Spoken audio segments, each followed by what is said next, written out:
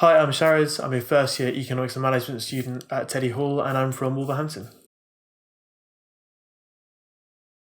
So I really love the economics and management course, and I think the main reason I love it is because of that management side. And I do remember when I was applying, I didn't really know what management was. I was at school thinking I just want to do economics at university, and I think that's not uncommon for people who apply to do E&M. And I looked at Oxford and I looked at a few other universities, and Oxford didn't seem to offer straight economics. They just had economics and management. So I remember looking at, let's find out more about what management is, because it's one of those words you hear a lot, but you don't actually know what it is in an academic sense. It's quite hard to define it as a subject.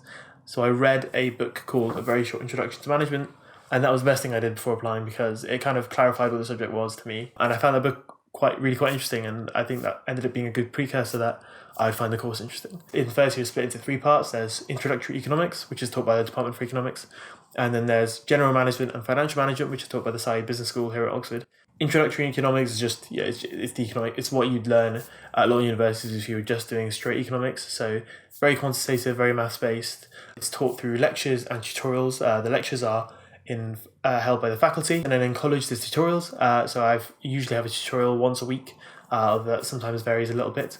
And for each of those tutorials, I have a problem sheet set with a bunch of problems that are mathematical in nature usually. And occasionally I'll have an essay, but the essay will mostly be a descriptive exercise, so just to show that you understand something. So yeah, that's the economics bit. And then there's general management, which is taught at the business school, and that's the main sort of management chunk to a lot of people. Unlike economics, which is very quantitative in the way it's taught, general management is not that at all. It's very theory based, very essay based. The essays aren't sort of describing just so you understand something, they're more building an argument from a multitude of different sources and constructing that argument in an essay form to then discuss that essay in a tutorial. And so I think it's mainly those two different sides of the course that keep it interesting for me. That in a given week I'll have a management tutorial and an economics tutorial generally, and so I'll be doing this quantitative work, and if I'm a bit sick of the maths, then I can go do this reading and explore that subject, or if I get a bit sick of reading, it works the other way as well. As far as what's covered in general management, it's a wide range of stuff. Topic changes every week, but there's a nice sort of flow to the topics as I go through. But it covers stuff from the history of firms, business history, marketing, to strategy, to organizational behavior, to cultures within firms, to power and politics within firms as well. What is power just generally is part of the study. There's a lot of stuff. And that's what keeps it really interesting, as well as the fact that the method of study is quite different to economics. And then the third one is financial management, which is a bit of a breed between the two. It's taught by the business school, but it's a lot more quantitative than general management is. In the first term, it's just accounting, and in the second term, it's financial analysis, so finance. And that's taught in lectures again at the business school, but instead of tutorials in college, that's taught in classes at the business school. Tutorials classes, what's the difference? Tutorials are in college generally, and they're very small groups. All my tutorials last year pretty much, or this year so far, have been with just me and one other student and the tutor. Very small, hour to 2 hour conversation depending on the tutor and how long they want to go on for. And at Teddy Hall, it's been great. The tutors for E&M at Teddy Hall are fantastic. Really know their stuff, obviously, but also just really nice people. And I'd like to think I got along with them quite well. Yeah, that's why I love the course so much. Very happy I chose this one in the end.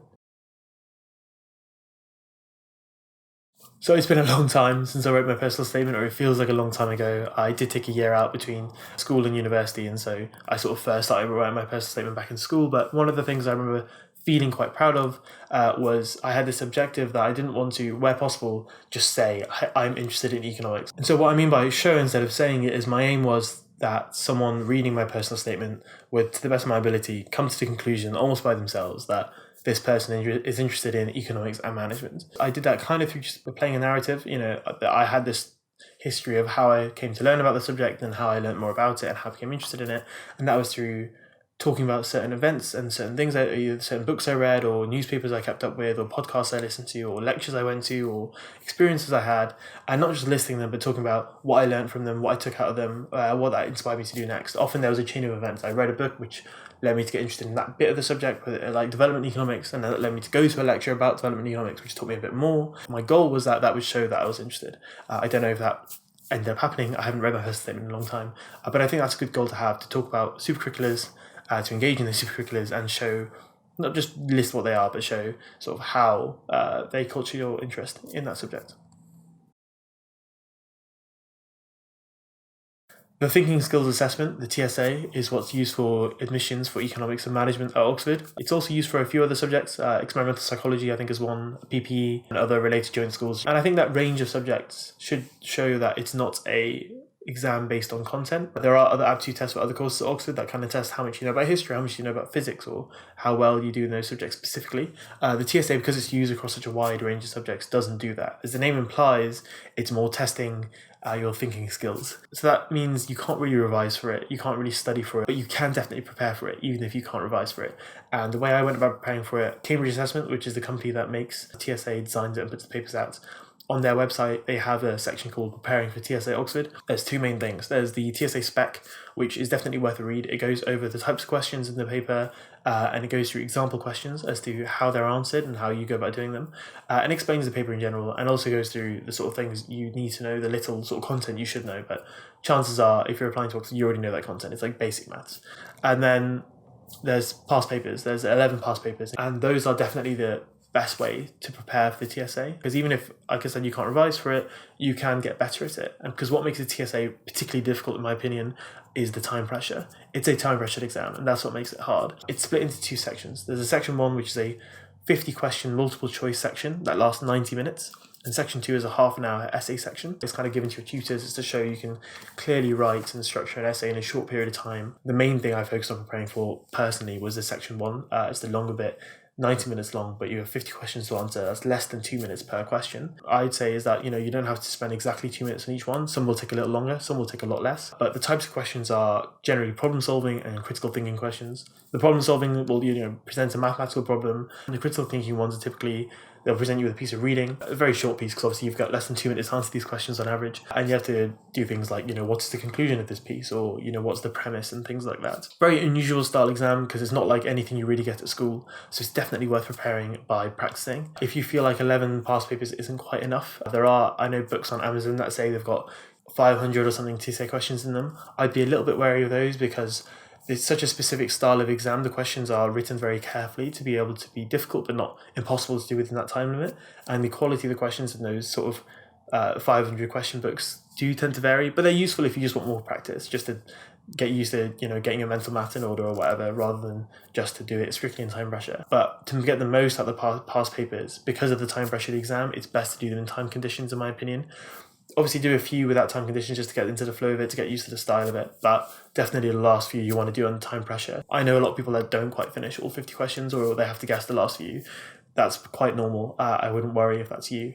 So the section 2, I don't really talk about it earlier, but it's half an hour. It's an essay paper, so you've got half an hour to write an essay. I think from memory you get given 4 questions, and remember that this test is used across a bunch of subjects, so the questions aren't necessarily going to be economics related or management related. There usually is one, but I don't think that's guaranteed. But the crucial thing is you don't have to pick the economics one, or the one related closest to your subject. I didn't. There was an obvious economics one, and I picked a different one. Practice writing short essays within half an hour that are concise. You only get given like one piece of paper to do it in, because the idea is you don't need more than that. And in the exam itself, don't be pressured to pick the one that's most related to your subject. Just pick the one that you feel you can answer best in that short period of time. So for interviews, I remember I spent, I think, 2 nights in Oxford, so 3 days at Brasenose College, because that was the college that invited me down for interview. You generally stay a few nights at whichever college invited you, and that's where you're sort of based, that's where you eat, and a lot of the people you meet are generally at that college. At Brasenose, I had 2 20-minute interview slots, and in each of those slots, I sat down in a room, and I had a 10-minute half for management, and then I swiveled the chair over and had a 10-minute half for economics. So there's one of those on the first day and one of those on the second day. And then on the third day, I had an additional interview, which not everyone had. It was just me and a few others.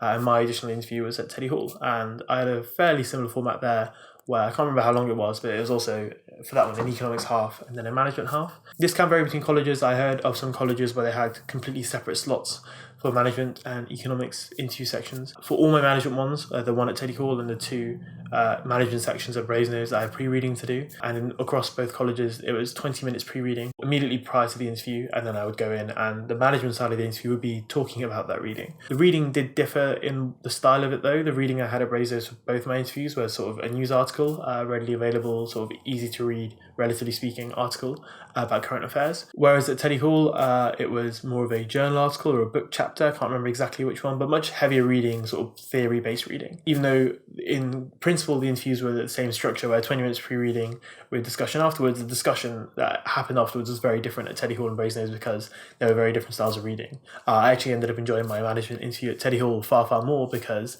I thought there was a lot more to talk about. But I know that this, again, isn't consistent across all colleges. I heard of some colleges where there was no pre-reading whatsoever for management and they just asked them questions. And others where they had, I think, much longer pre-reading, but they were given like the day before rather than in a sort of exam conditions-y 20-minute time slot. So, take that for a pinch of salt. It's not necessarily what you'll have, but it's a general idea that the management interviews were quite discussion-based. There wasn't a lot of like pen and paper involved, which is compared to the economics interview, which is mostly just maths. Not all schools do economics at A level, so it would kind of be unfair if there was economics content in there. Some of the maths questions were sort of economics leaning, but some of them just weren't. They were just plain rather maths differentiation questions or drawing graphs or what have you, problem solving basically. From doing those interviews now, looking to my tutorials, they're mainly looking at the sort of quantitative skills you need for economics at university. If you're like me and you're on a year out, definitely brush up on your A-level maths, your differentiation and stuff. That was really useful.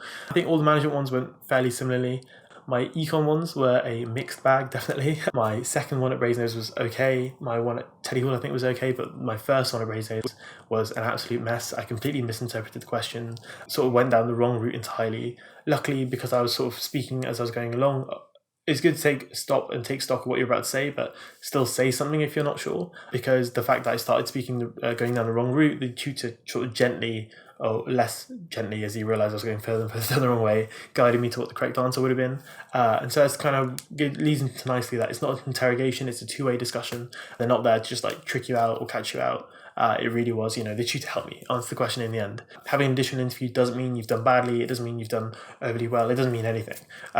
If you are there and you get an additional interview, I wouldn't read into what that means. Just like if you didn't get an additional interview, you can't really draw any conclusions from that. But it does happen for E&M, but it's not like a definite. Like I know at some other courses, people always go for interviews to colleges. But the interviews is not just the interviews, which sounds weird, but obviously you're there for 2 nights, 3 days, and if each interview is 20 or so minutes, then there's a lot of other time for you to be doing other things. Some people use all of that to prepare for the interview. That's fair enough, there's a certain amount of that. But a lot of it is just socialising. It was time spent in the junior common room in that college, which is a base for interview candidates, where everyone kind of chills out and relaxes and plays board games or Jenga or Mario Kart or what have you, but also met up with other people doing my course or interviewing for my course rather, and we went out and explored Oxford. We went around town and went to different pubs and things just to see what they were like, shopping centre and all that sort of stuff. Looked at different colleges where we could. There's also eating in the hall, and it's a really, really fun experience. For a lot of people it's a 3-day holiday off school. For me it was a 3-day holiday off work. I think that's definitely the best part of the Oxford interview experience, that you're there for a relatively extended period of time. That's not standard across pretty much any other university that I know of. So I'm quite lucky, as I've mentioned before, that I applied during year out, so I already had my A-level grade, so it's not like I had to sit down and prepare for my A-levels, although if I had A-levels, that would definitely be what I'd be doing. So I kind of just enjoyed my summer, to be honest. The preparation I did was much closer to the start of term, where I was given some pre-work to do by the college, and so I went through that and did a bit more reading. I didn't do any explicit preparation before coming, other than sort of brushing up on my maths and doing the pre-work I was set. I did read some economics books, but those are books I was reading anyway. So I mostly enjoyed my summer when travelling and stuff like that. So yeah, not much preparation. I guess I can break it down by looking at the three different parts of it. There's the sort of living, there's the more social part, and then there's the study. The study, I have my tutorials in college, so my economics tutorials, which is like sort of my 2-on-1, or I think for sub-subjects even 1-on-1 teaching for an hour or so. My tutors are fantastic, not only just for my subject and because they're really knowledgeable, but my tutors have also helped me with problems where I've walked in and I've been quite annoyed about something or stressed about something else. And often, my tutors, because you see them very often, they get to know you, picked up on that and helped me with stuff like that. So obviously it's not their job, but they're just really to do that, but they're really friendly and really helpful people. But there are also people in college whose job it is to help you out. There are college counsellors and peer supporters, and so there's a really good support network with the deanal team and the welfare team there, which luckily I haven't had to really use, but I know it's there and it's really comforting to know it's there. One thing I have used in college is college has a college nurse who, I know some colleges only have like a college nurse in sometimes, like maybe once a week. Our college, it feels like definitely not every day of the week, but most days of the week. She's in her like dedicated little surgery room on the front quad, and so the sort of small health things that when I'm at home just kind of let slide. I'm like, I can't be bothered booking an appointment. In college, I can just walk up to the nurse's office and just knock on the door, and if she's free, then we can just chat about it, and that's really good. And also the college is partnered with a GP surgery, and the partnership they have means that you don't have to trek all the way out to that surgery if you want to see an actual doctor. The doctor comes into college once a week, which is again just super useful. It's where you literally live. There's also my room in college, which is literally in the same building as the dining hall, so it couldn't get more convenient than that. And because the college is opposite exam schools, it was a 60-second walk from my bed to my lectures for economics, so that was great. And the food in Teddy Hall I think is really good. A lot of people do end up complaining about it, but I think that's because they haven't had food at other colleges that often, and compared to those, Teddy Hall has some really amazing food. I've never really had an issue with it at all. In fact, most of the time I really enjoy it, and I'm a bit spoiled for choice. And then there's the social side of it, and I think that's arguably the best bit of Teddy Hall, is that it genuinely feels like a family community. There's so much to do. People always get stuck in. Because it's quite a small physical side, you're always bumping into people across different years, across different subjects, and it never feels awkward or weird to talk to them. Teddy Hall's known as a bit of a sporting college, and so that gets people involved. 2 rugby teams, there are 3 football teams just within college, and a bunch of other sports as well. There's an ultimate frisbee team, and the reason there are so many teams is because people just get stuck in. I hadn't played football since primary school before coming to university, which is as good as never, and I still got involved with the football in college and had a really fun time, even though I was dreadfully just useless at it. So the social side in college is fantastic at Teddy Hall. People are really friendly, really down to earth. It genuinely feels like a family. And it's really cringy to say, and I'll watch this back later and I'll cringe at that statement, but it's just kind of true. So I'm recording this last bit a few days later as my phone ran out of storage the first time, but thank you for watching. Hopefully this was useful in answering all of your questions, or at least some of your questions. If you still have any more questions though, please feel free to leave them in the comments below. Thanks.